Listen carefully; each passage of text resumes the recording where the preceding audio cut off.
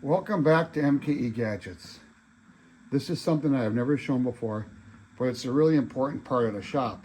And this is where all my scrap goes. Down here is all my steel chips in this old mailbox.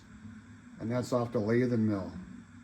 Behind that, kind of hidden, is just sheet metal, steel, then aluminum, then electronics, and just the overflow of different parts in that, and wire.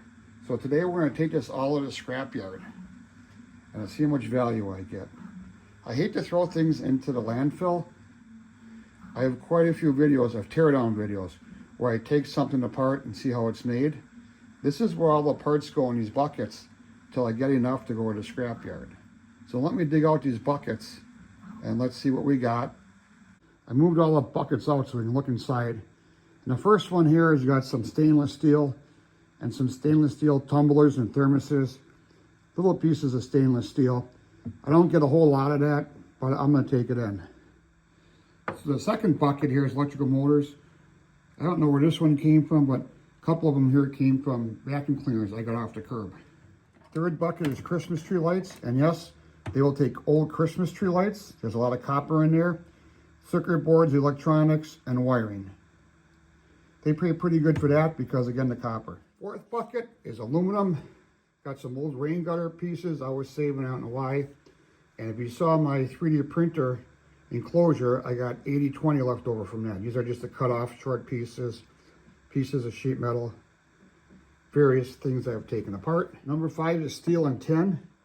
Pieces of sheet metal and anything I've taken apart with steel in it. A lot of hardware in here, rusty hardware, broken hardware.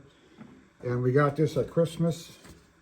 An arrangement came in there, and that's tin. A lot of people just throw this stuff out. Don't throw it to a landfill. Take it so it can be recycled. This last bucket here is aluminum chips, and this comes off my lathe and mill. Anything I drill or tap, I try to save the aluminum chips. I'm not taking in that mailbox that had my steel chips in there, because it's only about 1 inch or 2 deep, and I'll just wait till it gets about half full. So I'm off to the scrapyard.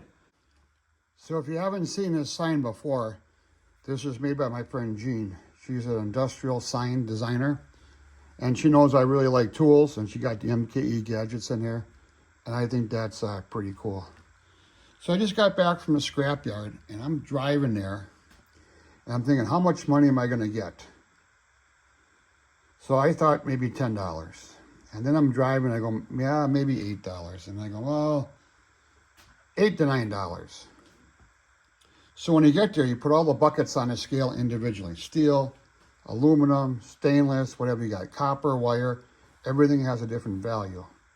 And they have a dry erase board behind the scale with all the values of the different materials. And right now, I'll flash that up on the screen. And while you read that, make your guess, put it in the comments of what you think I got.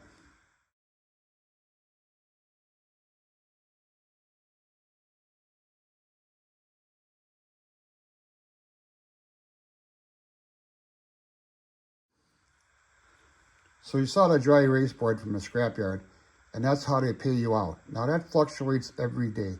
Steel, aluminum, copper is a commodity. That changes daily. So let me count out the money I got. So there's a 10. Now I thought maybe I'd be lucky I would get 10. There's a 5. So we're up to $16.78. Now that's not a lot of money, but let's think about this for a second. All that steel, aluminum, wire, copper, whatever it was, didn't go to a landfill.